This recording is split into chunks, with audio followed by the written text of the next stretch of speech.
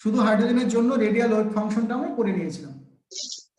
And সেখান থেকে আমরা অলরেডি দেখেছি, দেখো এই সব ওয়েভ ফাংশনগুলো আমরা বলেছিলাম যে 1s এর জন্য n এর ভ্যালু কত, যদি n এর ভ্যালু 1 হয় অ্যান্ড l এর ভ্যালু যদি 0 হয় তাহলে রেডিয়াল ওয়েভ ফাংশনটা হবে এটা।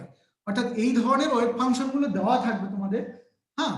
এবং সেখান থেকে আমাদের যেটা করতে হবে, বেশ কিছু ক্যালকুলেশন আমাদের করতে হবে। কখনো প্রবাবিলিটি ক্যালকুলেশন করতে হবে, কখনো এই রেডিয়াসটাই ক্যালকুলেট করতে হবে, ওকে, হাইড্রোজেন অ্যাটমের ক্ষেত্রে। অ্যান্ড তার ক্ষেত্রে আমরা ডিফারেন্ট ওয়েভ ফাংশন নিয়ে আমরা সেটা করব। অ্যান্ড তোমাদের এইগুলো দেওয়া থাকবে, এই যে এই ওয়েভ ফাংশনগুলো দেওয়া থাকবে, কোনো একটা পার্টিকুলার পি এর জন্য হোক, এস এর জন্য হোক, ডি এর জন্য হোক, কোনো একটা ওয়েভ ফাংশন দেওয়া থাকবে। সেখান থেকে বলতে পারে তোমাদের যে রেডিয়াসটা বের করো, হ্যাঁ। তখন ইন্টিগ্রেশন করে আমাদের বের করতে হবে। এবং কখনো আমাদের প্রবাবিলিটি বের করতে হতে পারে, হ্যাঁ, যে ইলেকট্রন কোথায় আছে, তার প্রবাবিলিটি কোথায়, হ্যাঁ, কত দূরে আছে, অর্থাৎ ডিস্টেন্সটা বের করতে বলতে পারি। এবারে এইটাকে আমরা যখন মেনি ইলেকট্রন সিস্টেমের জন্য নেব, অর্থাৎ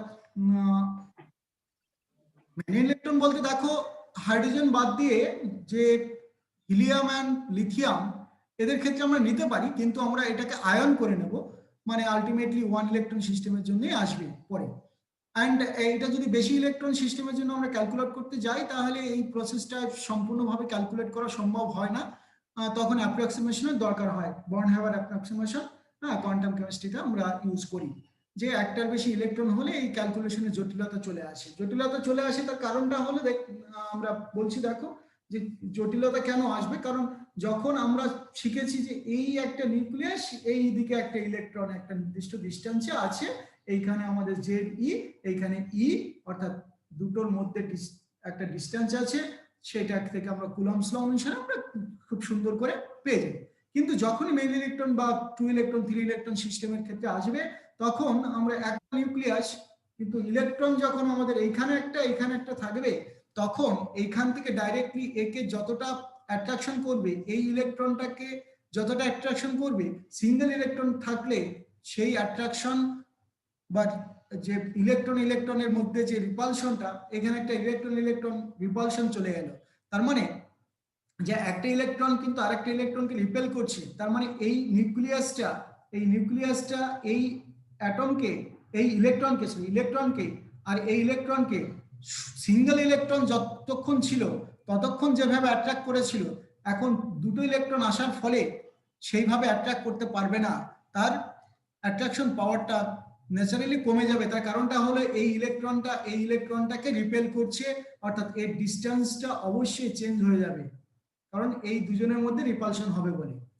এবার যখন এটা আমরা অন্য কারো ক্ষেত্রে দেখব, মানে হলো তোমার যদি আমরা দেখি যে দুটো অ্যাটমের ক্ষেত্রে, মানে দুটো অ্যাটম দিয়ে যদি মলিকুল ডায়াটমিক মলিকুল হয়, তখন আরো সিস্টেমটা পাল্টে গেল, মানে এইখানে নিউক্লিয়াস, এখানে ইলেকট্রন, ওকে, এটার মধ্যে রিপালশন, এটার মধ্যে রিপালশন, এটার মধ্যে অ্যাট্রাকশন, এটার মধ্যে অ্যাট্রাকশন, এটার মধ্যে অ্যাট্রাকশন, এটার মধ্যে অ্যাট্রাকশন, অর্থাৎ এই যে এক একটা পার্ট ক্যালকুলেশন করতে হবে, রিপালশন, অ্যাট্রাকশন, ওকে। এইভাবে আমাদের কিন্তু জটিলতা অর্থাৎ কমপ্লেক্সিটি ইনক্রিজ করতে থাকবে ক্যালকুলেশনের ক্ষেত্রে, ওকে। তো আমরা এখানে শুধু আমরা 2 ইলেকট্রন সিস্টেম 3 ইলেকট্রন সিস্টেমের জন্য আমরা যদি দেখি, তাহলে ফার্স্টেই দেখবো যে কাইনেটিক এনার্জি অপারেটর যেটা ছিল, এই যে সামেশন অফ ডেল স্কয়ার বলতে কি বোঝায়, যদি আমাদের 2 ইলেকট্রন সিস্টেম হয়, তাহলে এই ডেল স্কয়ারটা আমাদের দুটো হবে, মানে ডেল 1 প্লাস ডেল 2 এরকম হবে, ওকে। অর্থাৎ এখানে দেখো হিলিয়ামের জন্য আমরা যখনই 2 ইলেকট্রন সিস্টেম হয়েছে, নিউক্লিয়াস একটাই আছে, কিন্তু দুটো ইলেকট্রনের জন্য ফার্স্ট ইলেকট্রনটার জন্য আমরা ডেল 1 বলে একটা নিয়েছি, এই যে ডেল 1 বলে আমরা নিলাম এটা, আর সেকেন্ড ইলেকট্রনটার জন্য এইটা, অর্থাৎ অপারেটর পাল্টে গেল। তার মানে দুটো অপারেটর আমাদের চলে এলো, এটা আমাদের হ্যামিল্টনের অপারেটরের যে ফাংশনটা, সেটা আমাদের এইখানে চলে এলো, যে দুটো অপারেটর একসঙ্গে কাজ করবে।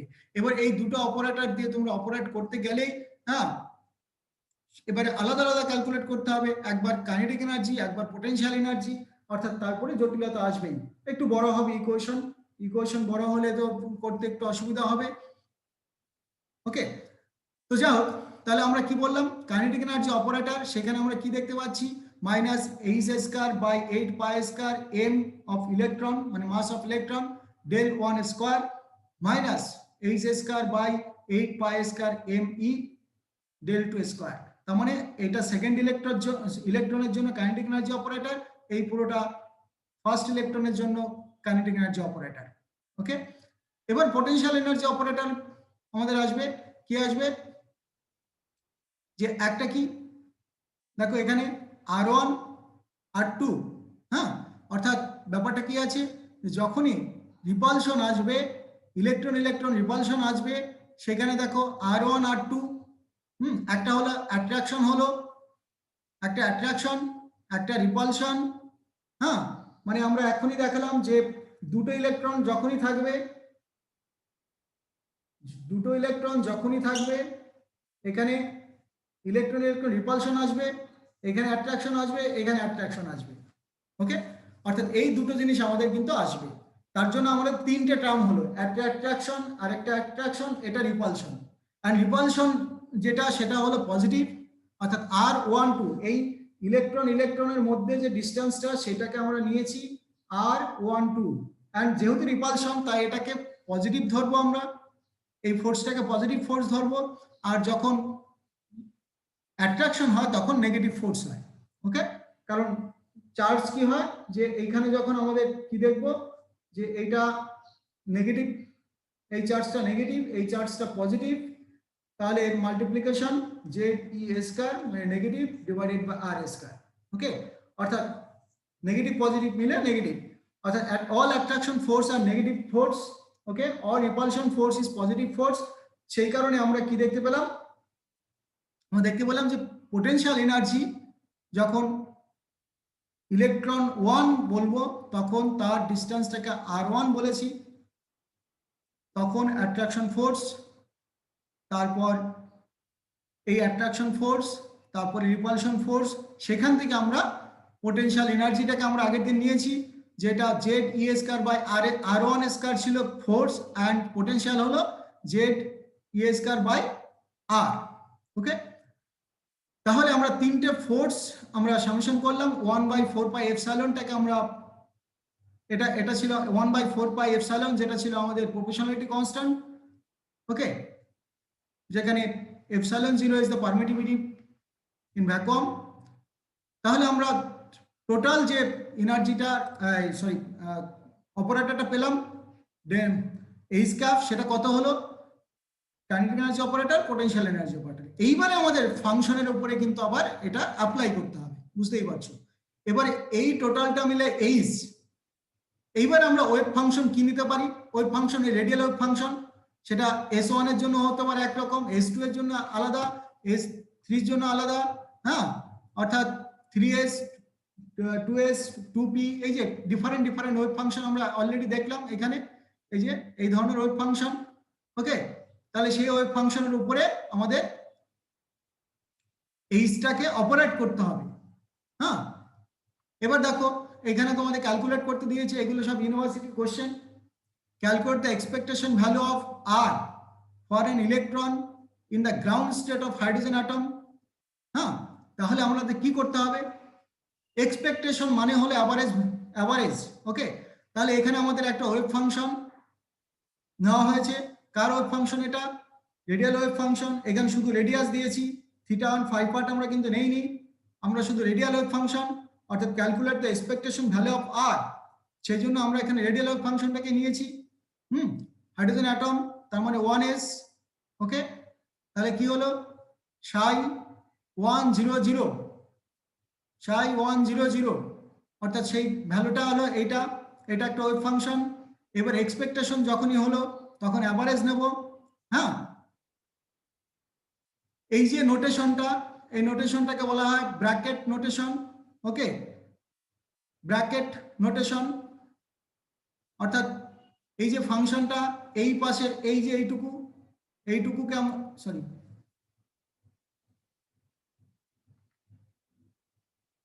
দেখো এইটুকু আর এইটুকু,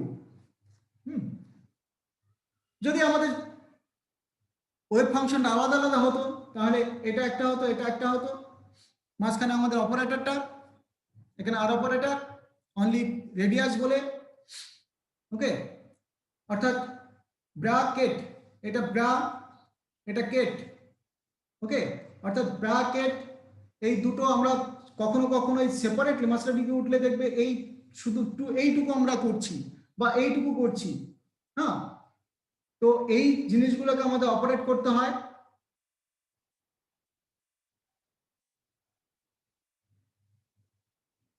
বেশ, তাহলে অপারেট করলে আমরা কি পাচ্ছি, আর দিয়ে জাস্ট এখানে আর চলে এলো, এবার এইটা ইন্টু এইটাকে মাল্টিপ্লাই করে বাইরে নিয়ে এলাম, ইন্টিগ্রেশনের মধ্যে আমরা কাকে কাকে রাখছি, ডিটাও, ডিটাও মানে হলো এখানে actually volume element, and volume এলিমেন্টটা কি অ্যাকচুয়ালি, দেখো এখানে আমরা বসিয়েছি ডিটাও, যেটা এইটাকে মাথায় রাখতে হবে তোমাদেরকে, যে ভলিউম এলিমেন্ট, হ্যাঁ, ভলিউম এলিমেন্ট মানেটা কি, যদি এটা লিনিয়ার হতো তাহলে ডিএক্স ডিওয়াই ডিজেড যদি আমাদের কার্টেসিয়ান কোঅর্ডিনেটে হতো, মানে এক্স ওয়াই জেডে হতো, তাহলে ভলিউম এলিমেন্ট কত হয়, ডিএক্স ডিওয়াই ডিজেড, কিন্তু এটা পোলার কোঅর্ডিনেটে, তাই ডিটাও, হ্যাঁ, এই ডিটাও এর ভ্যালু হবে R square D R sine theta D theta D phi, okay, অর্থাৎ তিনটে জিনিসই আছে এখানে, থিটা ফাই অ্যান্ড আর, এটা ভলিউম এলিমেন্ট, ওকে, তাহলে আমরা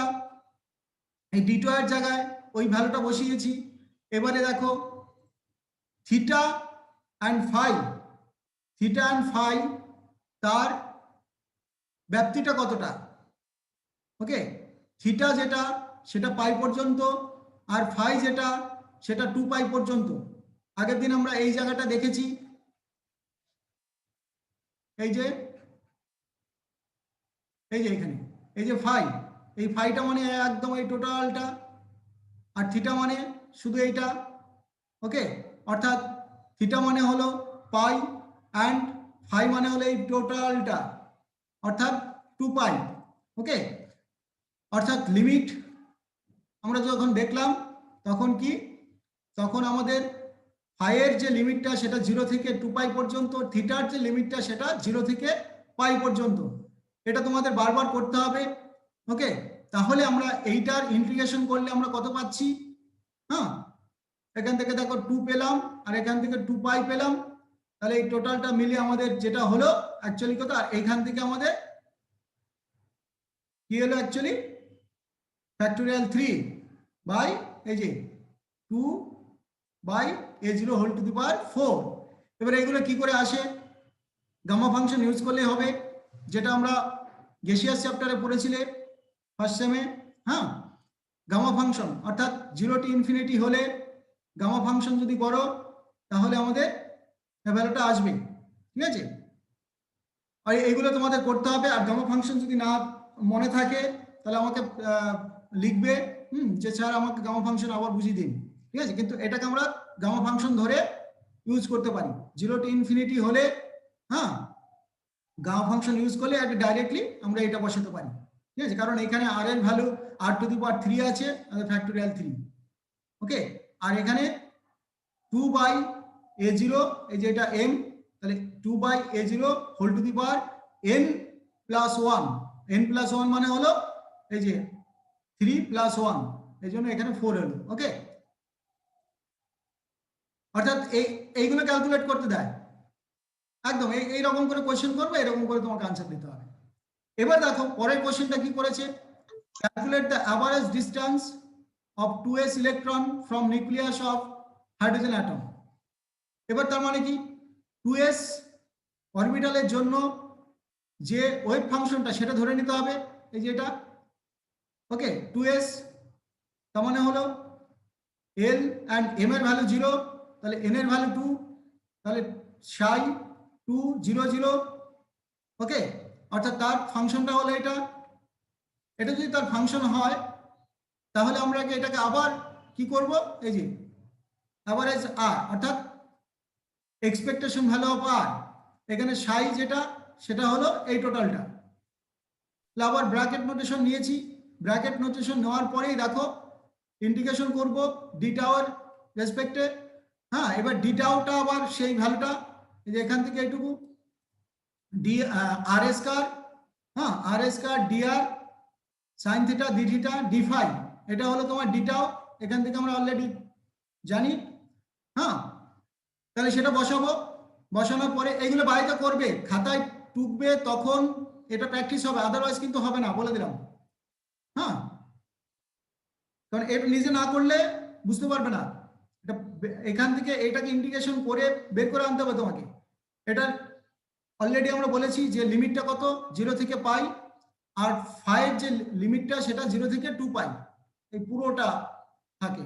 আর থিটাটা মানে এইটুকু, জেড অ্যাক্সিস বরাবর পুরোটা।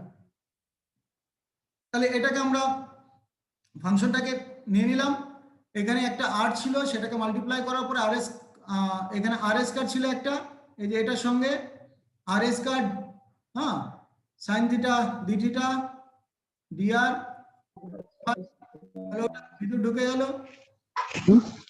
তাহলে কি হলো বলো, কথা বলছো, এনি প্রবলেম?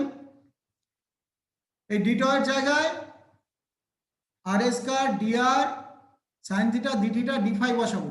ওকে, এটাকে বসালে তারপরে মাল্টিপ্লাই করেছি, তারপরে ইন্টিগ্রেশন, ইন্টিগ্রেশন ইন্টিগ্রেশন করলে দেখো আমরা এই ভ্যালুটা এটা পাবো। এখানেও আমাদের গামা ফাংশন ইউজ হয়, এই যে এটাকে যখন এটার সঙ্গে মাল্টিপ্লাই করব, তারপরে এটা এটার সঙ্গে মাল্টিপ্লিকেশন আছে, এটা এটার সঙ্গে মাল্টিপ্লিকেশন আছে, তখন এটা আর টু দি পাওয়ার 3 আছে, এইখানে আর টু দি পাওয়ার 5 আছে, এইখানে আর টু দি পাওয়ার 4 আছে। ওকে, অর্থাৎ ওটাকে আমাদের মাল্টিপ্লিকেশন করতে হবে, তাহলে আমরা ভ্যালু পেয়ে যাব এইটা। এই জিরোটা আবার কি, এই জিরোটা অ্যাকচুয়ালি তোমার স্টেশনারি অরবিটের ক্ষেত্রে হাইড্রোজেনের যে ম্যাক্সিমাম রেডিয়াসটা, ঠিক আছে, সেটা বা বোর রেডিয়াস আমরা বলি যেটাকে। এরপরে দেখো বলেছে calculate the most probable distance of element electron in 1s orbital of hydrogen atom. তার মানে এখানে আমাদের একটা মোস্ট প্রবাবল ডিস্টেন্সের কথা বলেছে, যখনই ডিস্টেন্সের মোস্ট প্রবাবল হবে তার মানে সেটা একটা ম্যাক্সিমাম, ঠিক আছে, সেটা একটা ম্যাক্সিমাম জিনিস। তাহলে মোস্ট ডিস্টেন্সের ফর্মুলাটা হলো এটা, আর স্কয়ার ক্যাপিটাল আর স্কয়ার, হ্যাঁ এটা ওয়েভ ফাংশন, এই ক্যাপিটাল আর যেটা ছিল সেটা কি wave function, radial wave function. তাহলে এটার মোস্ট প্রবাবল মানে হলো এটাকে ডেরিভেটিভ করে 0 করলেই আমরা ওখান থেকে যে আরটা বেরোবে সেটাই মোস্ট প্রবাবল, অর্থাৎ এটাকে জাস্ট ডেরিভেটিভ করে আমরা এখান থেকে আরটাকে বের করেছি। এটা নিজে করতে হবে একবার, যে এটাকে ডেরিভেটিভ করলে এই পাওয়া যায়, এখানে করে দেওয়া হলো, কিন্তু তোমরা আবার নিজে করে দেখবে, ঠিক আছে। এ হলো, এবারে calculate the most probable distance of electron to s orbital of hydrogen atom. আবার তাহলে এখানে 2s যেটা তার ওয়েভ ফাংশনটা কি হবে, এই যে r2 তার স্কয়ার যেটা, হ্যাঁ ইনটু স্মল r, এটা হলো ওয়েভ ফাংশন, এটা হলো আমার রেডিয়াস।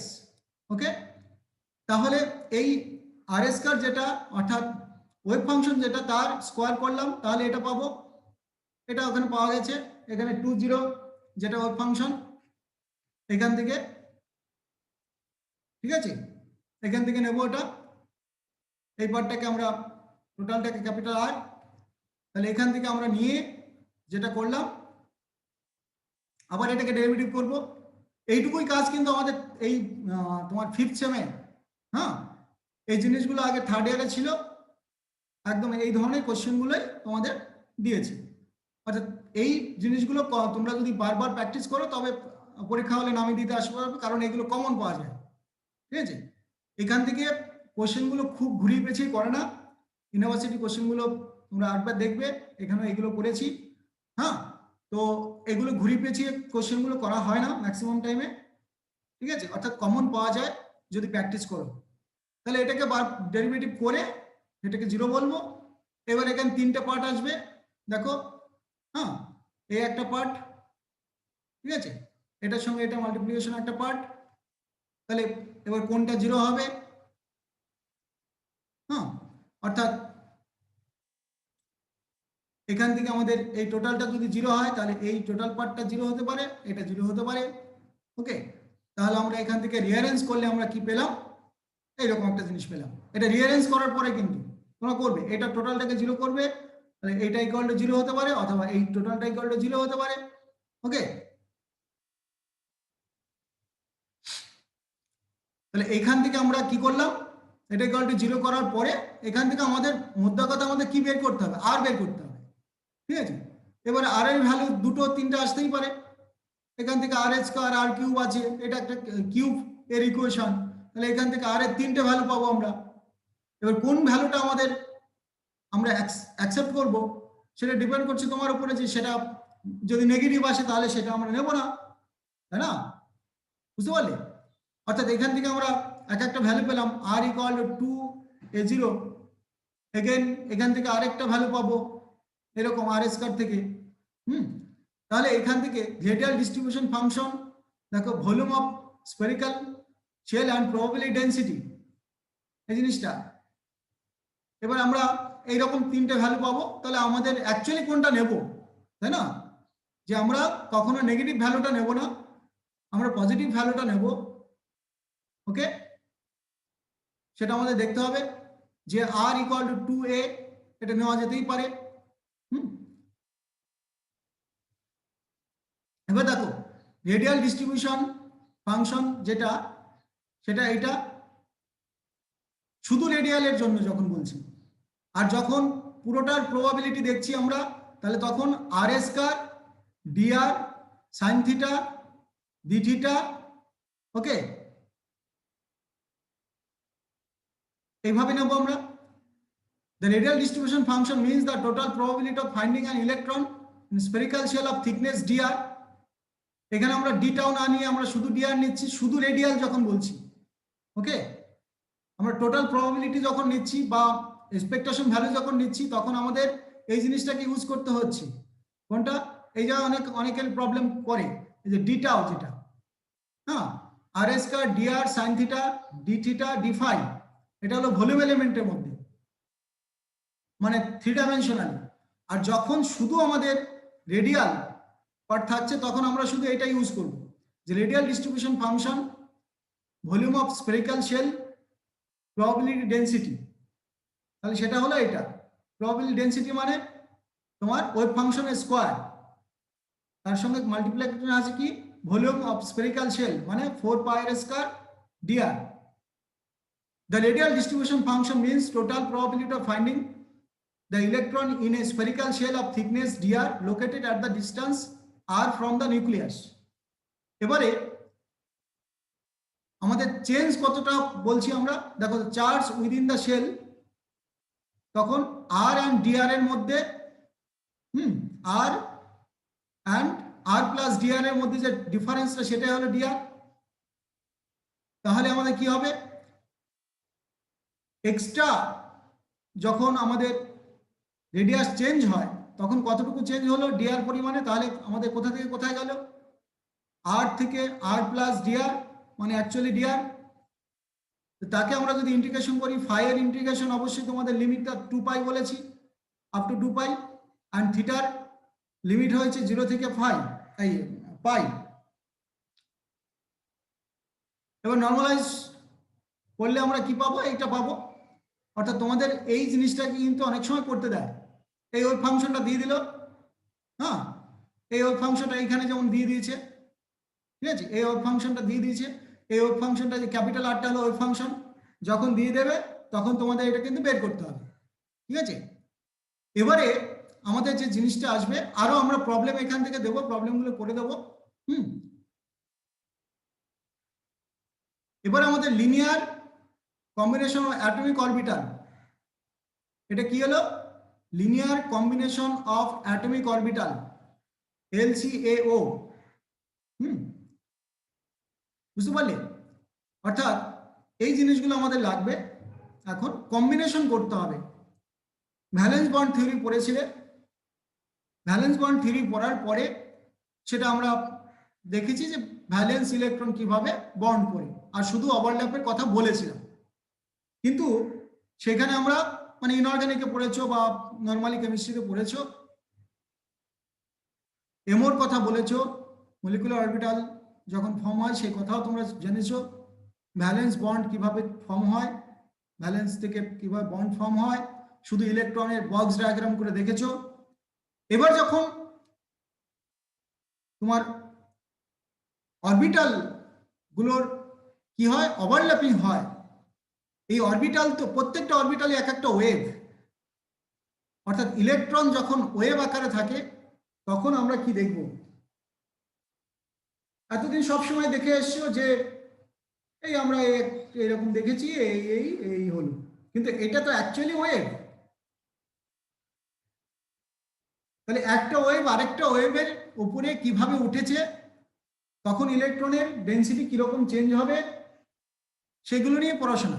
অর্থাৎ একটা অ্যাটমের অরবিটাল আর একটা অ্যাটমের অরবিটাল লিনিয়ারলি যদি কম্বাইন করে, অর্থাৎ এখন আমরা দেখব যে সাই অর্থাৎ ওয়েভ ফাংশন, তাদের কম্বিনেশনটা, ওয়েভ ফাংশনের কম্বিনেশন যখন মলিকুল তৈরি হবে, তখন অ্যাটমের যে ওয়েভ ফাংশন সেটা কম্বাইন করে মলিকুলার অরবিটাল ফর্ম করবে। অর্থাৎ সেই জিনিসগুলো আমরা এখানে পড়ছি। দেখো যে covalent bond, valence bond, molecular orbital approaches, হ্যাঁ, এগুলো আমরা দেখছি। Treatment of H2 plus, bonding and anti bonding orbitals, এইটুকু তোমাদের সিলেবাসে আছে আর কি, এইটুকু syllabus. qualitative extension of H2, comprisation of linear combination of atomic orbital, molecular orbital and valence bond treatment of H2 and their limitations. Hartree-Fock এক scientist ছিলেন, Hartree-Fock method development of simple combination and configuration interaction. Only আমাদের এখানে একটা problem থাকে যে পুরো জিনিসটাকে derivative করতে দেয় না, এক একটা ধরে নিতে হয়, ঠিক আছে। তো এইটুকু একটা লিমিটেশন আমাদের অবশ্যই আছে। আমার মতে যেটুকু শেখানো উচিত সে পুরোটাই শেখানো উচিত ছিল, কিন্তু একটু একটু শিখিয়ে আবার হায়ারে নিয়ে গিয়ে তারপর আবার পুরোটাকে শেখানোর চেষ্টা করা হয়। তো যাও আমাদের দেখো এখানে তাহলে কি H2 প্লাস যে মলিকুলটা, হ্যাঁ, এই মলিকুলার যে আয়ন, সেখানে আমরা দেখো যখন আমরা কি দেখছি যে একটা ইলেকট্রন, এখানে H2 প্লাস দিয়েছি তার মানে একটা ইলেকট্রন, দুখানা অ্যাটম। পরে আমরা নেব H2 মানে দুটো ইলেকট্রন, দুটো নিউক্লিয়াস, ওকে, তখন নেব। আগে এটা নিয়ে নিচ্ছি। দেখো কি আমাদের ফার্স্ট জিনিসটা কি আছে, মলিকুলার অরবিটালের জন্য যে টোটাল ওয়েভ ফাংশনটা সেটা অ্যাকচুয়ালি ψ1s প্লাস ψ1s, তারই অ্যাডিশন প্রোডাক্ট। কিন্তু সেই ψ1s কার, hydrogen A and hydrogen B, দুটো আলাদা হাইড্রোজেনকে আমরা বলছি। এই হাইড্রোজেনের আমরা বলছি এ অ্যান্ড এই হাইড্রোজেনের বলছি বি, অর্থাৎ ওয়েভ ফাংশন দুটো আলাদা। অ্যান্ড যখন ওয়েভ ফাংশন দুটো আলাদা হয় তার মানে ψ1 ψ2 আমরা বলতেই পারতাম, সে তার বদলে আমরা ψ1s এ ψ1s বি এইভাবে বলেছি।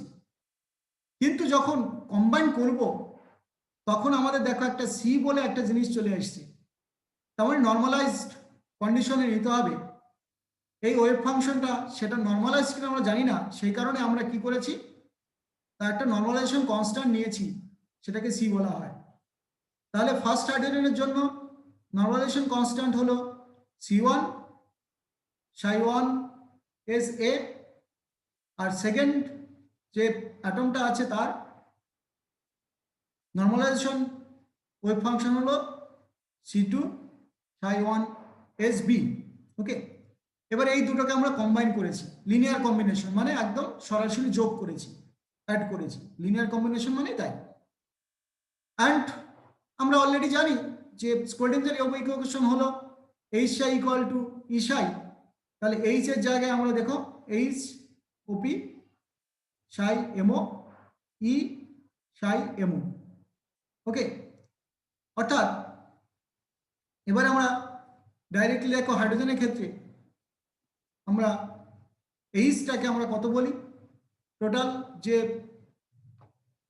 এইচ হ্যামিল্টনের অপারেটর যেটা, সেটা কি একটা কাইনেটিক এনার্জি অপারেটর আর একটা পোটেনশিয়াল এনার্জি অপারেটর। এই পোটেনশিয়াল এনার্জি অপারেটরের মধ্যে আমরা তো অলরেডি বলেছি যে এটা এটার জন্য এলো, এইটা এটার জন্য এলো, আর হ্যাঁ এই দুটোর জন্য এই যে নিউক্লিয়াসের মধ্যে একটা রিপালশন আসবে।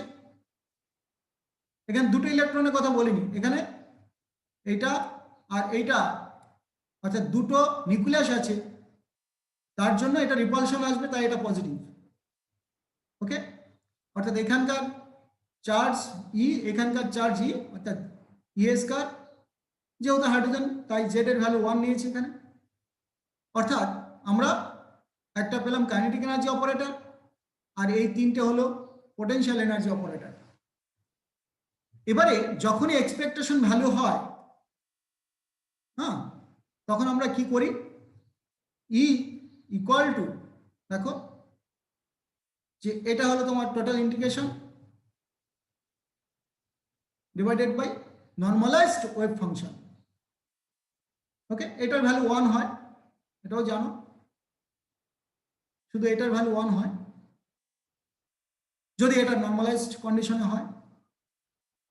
এক্সপেকটেশন ভ্যালু তোমরা বের করেছো, এর আগে আমি শিখিয়েছিলাম, যেখানে দেখবে যে 1 ডাইমেনশনাল বক্স, হ্যাঁ, সেই জায়গাটা আমরা দেখেছি যে কোনো এক্সপেকটেশন ভ্যালু কিভাবে বের করতে হতো। ই ইকুয়াল টু বা ই এক্সপেকটেশন ইকুয়াল টু আমাদের কি ছিল, এই যে একটু আগে এক্সপেকটেশন ভ্যালু বের করলাম, কিন্তু নিচেরটা নেইনি, কারণ নর্মালাইজড ওয়েভ ফাংশন বলে ওটা 1 হয় নর্মালাইজেশন। তাহলে এখানে কি হয় যে সাই ইন্টু, তুমি যদি যে অপারেটরটা নেব, যদি এক্স অপারেটর হয় তাহলে এক্স হয় সাই, বা এই যে ব্র্যাকেট নোটেশন না লিখে আমরা পুরোপুরি ইন্টিগ্রেশন বলতে পারি। ওকে, ক্লিয়ার? এই ব্র্যাকেট নোটেশনটাকে না নিয়ে ইন্টিগ্রেশন নিয়ে তার ডিটাও নিতে হবে। তাহলে কি হলো, আলটিমেটলি আমরা দেখলাম এই যে এমও যেটা, সেটা তো আবার এই রকমের একটা ওয়েভ ফাংশন, মানে টোটাল ওয়েভ ফাংশনটা, তাহলে সেখানে বসাবো, অর্থাৎ লিনিয়ার কম্বিনেশন হচ্ছে, বুঝতেই পারছো, এখানে বসাবো, এখানে বসাবো, এখানে বসালাম, এখানে বসালাম, অর্থাৎ নিচেও বসালাম, উপরে বসালাম। এবারে এখানে নিচে উপরে বসানোর পরে দেখো স্কোয়ার হয়ে যাচ্ছে, এটা আর এটা জাস্ট স্কোয়ার হয়ে যাচ্ছে, এটা ইন্টু এটা হয়ে গেছে, সঙ্গে সঙ্গে তাকে আমরা ভেঙে দিলাম, এ স্কয়ার, হ্যাঁ, plus B square plus 2ab, এরকম আকারে ভেঙে দিলাম। ওকে, এইটা টোটালটাকে এ প্লাস বি, আর এখানে এ প্লাস বি আছে, তাহলে এটা স্কোয়ার হয়ে গেল, তাহলে A square plus B square plus 2ab, এই আকারে আমরা ভেঙে দিতে পারি। উপরেরটাও তাই, কিন্তু উপরেরটা করার আগে এইখানে তোমার অপারেটর আছে, তাই এটাকে আমরা এটার সঙ্গে আগে মাল্টিপ্লাই করব, অপারেটর এটার উপর অপারেট করছে, তারপর এটার উপর প্লাস এটার উপর অপারেট করছে। ওকে, তাহলে আমরা এই ভ্যালুটা পাচ্ছি যে c1 স্কয়ার, দেখো এই ওয়েভ ফাংশন, তারপরে এইচ আবার wave function, c2 square 1b মানে 1sb operator 1sb plus c1 c2 1sa operator 1sb plus c1 c2 s, দেখো 1sb 1sa, অর্থাৎ এটাকে আমরা পুরোটাকে ভেঙে দিলাম। ভেঙে দেওয়ার পরে আমাদের যেটা এলো, এরকম একটা ইকুয়েশন এলো। এই ইকুয়েশন আমরা ধরে নেব, দেখো এই যে জিনিসগুলো, এটাকে overlapping integral, resonance integral and overlapping integral, যাই বলি না কেন সেম জিনিস। হ্যাঁ, এ অ্যান্ড বি এর মধ্যে যে ওভারল্যাপটা হবে, অর্থাৎ এ এ কোথায় আছে দেখো, এইখানে এ, এখানে এ আছে, তাই এটাকে আমরা বলছি এ এ বা আমরা ওভারল্যাপিং ইন্টিগ্রাল। ওকে, অর্থাৎ এখানে বলছি আলফা, আর যখন এ অ্যান্ড বি এর মধ্যে বিটা। ওকে, তাহলে সেইগুলো নেওয়ার পরে দেখো আমরা কি দেখতে পাচ্ছি, যে এখান থেকে এইটা মিলে আলফা এ, এইটা মিলে এটাকে বলছি আলফা বি। এখানে শুধুই বি আছে, এখানে বি আছে, তার জন্য এটা আলফা বি। আর এইখানে টোটালটা কি আছে, এ অ্যান্ড বি আছে, তাই আলফা এ বি, অর্থাৎ এ অ্যান্ড বি এর মধ্যে ওভারল্যাপ হয়েছে। ঠিক আছে, আর নিচে কি পাচ্ছি, এখানে অপারেটর নেই, আর এই ভ্যালুটা টোটালটা আমরা বলেছি 1, এই যে এটা জাস্ট সাই এ, হ্যাঁ, তাহলে এই ভ্যালুটা 1, এই ভ্যালুটাও 1। ওকে, কিন্তু এই ভ্যালুটা 1 নয়, এটা এখানে ওভারল্যাপ ইন্টিগ্রাল আছে। ওকে, তখন আমরা এস আর এটাকে বলছি রেজোন্যান্ট ইন্টিগ্রাল বিটা। তাহলে এই দুটো জিনিস পেলাম, এখানে রেজোন্যান্ট ইন্টিগ্রাল পেলাম, এখানে অপারেটর আছে, এখানে অপারেটর নেই, এটা এ অ্যান্ড বি, অর্থাৎ ওভারল্যাপিং ইন্টিগ্রাল। তারপরে এরকম ভাবে এটাকে আমরা কি করলাম, এটা এদিকে মাল্টিপ্লাই করলাম, তাহলে আমরা যে ইকুয়েশনটা পেলাম, এদিকে ই আছে, ই ইকুয়াল টু এটা ছিল, তাহলে ই এর সঙ্গে এটা মাল্টিপ্লাই করলাম এদিকে। হ্যাঁ, এবার আমরা ডিফারেন্সিয়েট করছি উইথ রেসপেক্ট টু সি1। এটা খুব ইম্পর্টেন্ট, এটা পরীক্ষায় দেয়। হ্যাঁ, এটা খুব ইম্পর্টেন্ট। এবার এটা সি1 এর রেসপেক্টে একবার করব, সি2 এর রেসপেক্টে আরেকবার করে নেব। তখন আমাদের এই আলফা বিটা বের করতে হবে অ্যাকচুয়ালি ওভারল্যাপ ইন্টিগ্রালটাকে। তাহলে ফর মিনিমা আমরা এটাকে 0 করব, এটাকে তাহলে ডেরিভেটিভ করছি উইথ রেসপেক্ট টু সি1। ওকে, তাহলে এই পেলাম, এটা ডেরিভেটিভ তো বুঝতেই পারছো নিশ্চয়ই। 0 করলাম, 0 করার পরে আমরা অ্যারেঞ্জ করলাম, অ্যারেঞ্জ করার পরে দেখো এরকম একটা ভ্যালু পেলাম। সিমিলারলি আমরা সি2টাকেও মানে সি2 এর রেসপেক্টে ডেরিভেটিভ করে এরকম পেলাম। এবার এখান থেকে ডিটারমিনেন্ট, ডিটারমিনেন্ট তোমরা নিশ্চয়ই জানো, ডিটারমিনেন্ট এইরকম ইকুয়েশন থেকে কিভাবে আমরা ডিটারমিনেন্টে কনভার্ট করি। তাহলে এটাকে ডিটারমিনেন্টে কনভার্ট করা হলো ম্যাট্রিক্স ফর্মে। তাহলে এই ডিটারমিনেন্ট দেখো, for non ট্রাইভিয়াল solution of determinant of coefficient is 0। এটা মানে এখানে যেহেতু 0 আছে তাই এটা 0 বসালাম। তাহলে এই পার্টটা আমাদের 0 হলো,